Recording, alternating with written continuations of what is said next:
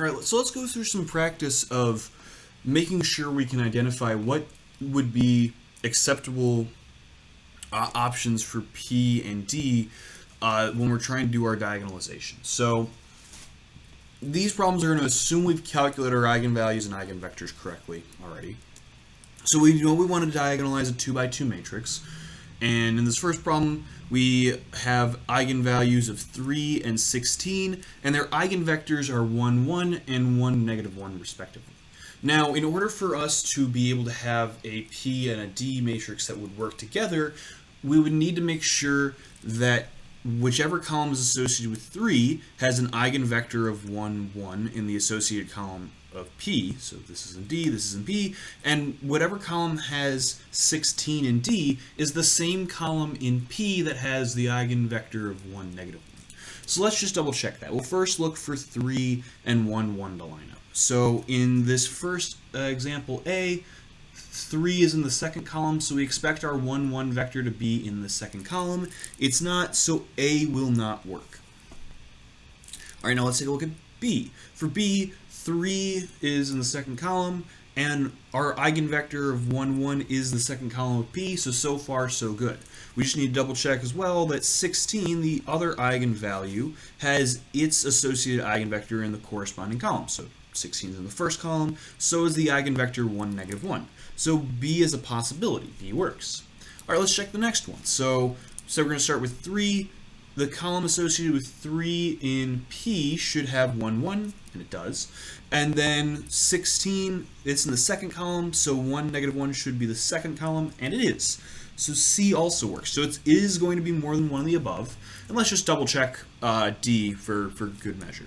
So here we want 3, which has 1, 1 to be associated, same column, both in the first column. 3's there, but 1, 1 is not. It's 1, negative 1 instead, so this will not work. Okay, so let's look at a slightly larger example. Let's go ahead and say we've got a 3 by 3 matrix we want to look at.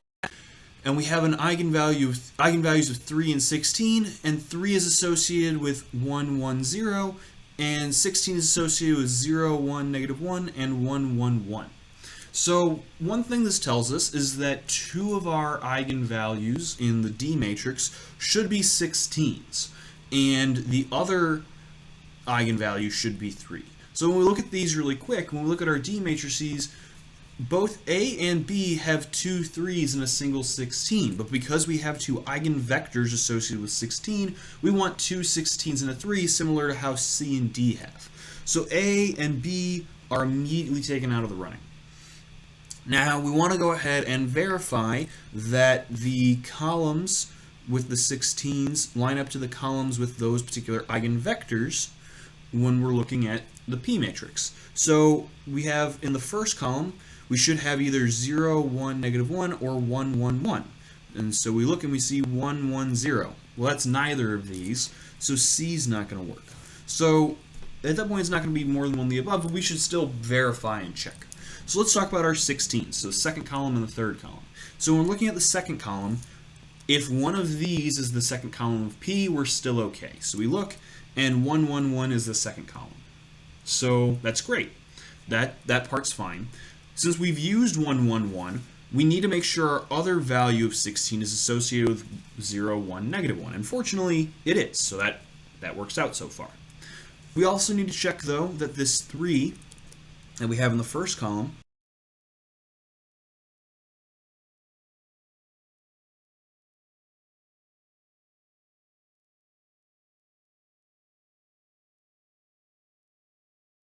we could have. We also could have had P be equal to 1, 1, 0, 0, 1, negative 1, 1, 1, 1 with the same exact D matrix. And we don't even have to have this particular D matrix. We could have something else entirely. Maybe you want to talk in the discussion board about what other combinations of P and D matrices you could end up getting for this particular system. Yeah, so this is one possible example of a P and a D matrix we could get for diagonalizing whatever particular matrix A we had. All right, 2 more problems. So now we've got a 3 by 3 matrix.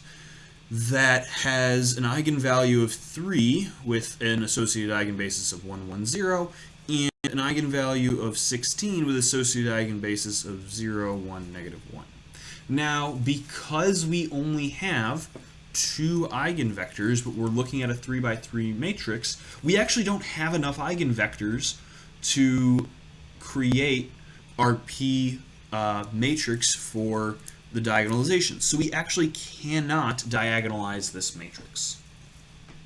All right, finally, we want to go ahead and try to write an expression for A, which can be diagonalized as P inverse by using P and D.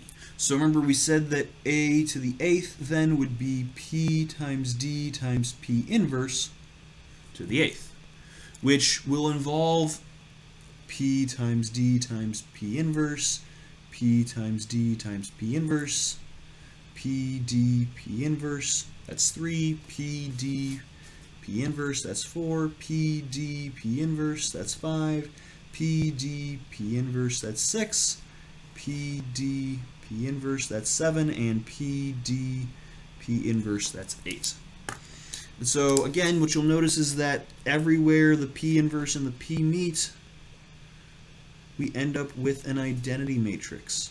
And so we're going to end up with, in the end, we can verify 8 copies of D in the middle, which is nice because we said we can raise our diagonal matrices to a power easily. So we got 1, 2, 3, 4, 5, 6, 7, 8 D's multiplied all together, and so this becomes P times D to the 8th times P inverse.